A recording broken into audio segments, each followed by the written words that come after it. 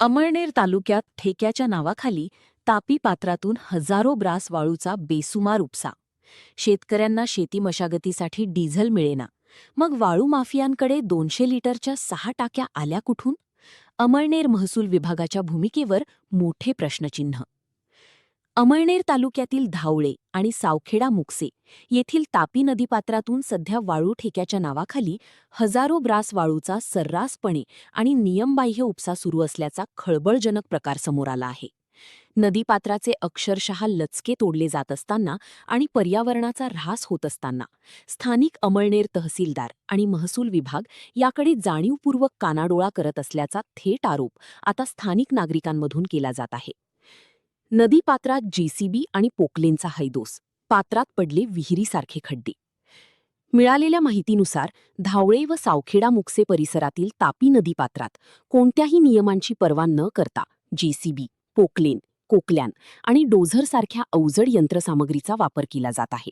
या यंत्रांच्या सहाय्याने रात्रंदिवस मोठमोठे डंपर भरले जात असून यामुळे नदीपात्रात विहिरींसारखे अवाढव्य आणि धोकादायक खड्डे पडले आहेत.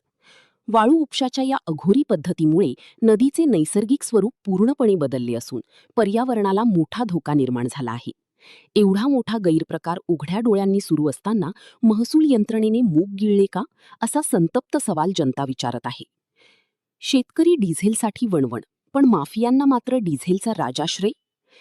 सध्या संपूर्ण जिल्ह्यात पेट्रोल डिझेलच्या टंचाई सदृश परिस्थितीमुळे स्वतः जिल्हाधिकारी रोहन घुगे साहेब परिस्थिती नियंत्रणात आणण्यासाठी दौरे करत आहेत. दुसरीकडे हक्काच्या शेती मशागतीसाठी लागणारे डिझेल मिळवण्यासाठी स्थानिक शेतकऱ्यांना रात्रंदिवस वणवण फिरावे लागत आहे. शेतकऱ्यांना डिझेल मिळत नसल्याने शेतीची कामे ठप्प झाली आहेत.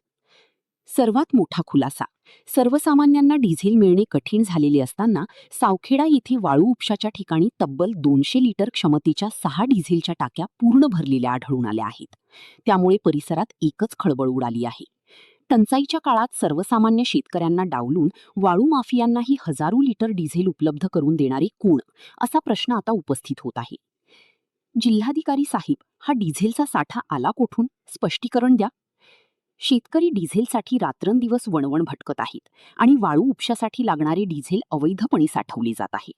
या गंभीर प्रकारावर आता खुद्द जिल्हाधिकारी साहेबांनी स्पष्टीकरण द्यावी अशी मागणी जोर धरू लागली आहे. जिल्ह्यातील शासकीय यंत्रणा टंचाईचा सामना करत असताना दुसरीकडे वाळू माफियांची ही मनमानी कोणाच्या आशीर्वादाने सुरू आहे? जिल्हाधिकारी रोहन घुगे साहेब या संपूर्ण गैरप्रकारावर आणि अमळनेर महसूल विभागाच्या संशयास्पद भूमिकेवर कडक कारवाईचा बडगा उगारणार का, याकडे आता संपूर्ण जिल्ह्याचे लक्ष लागले आहे. Bureau report, CI news.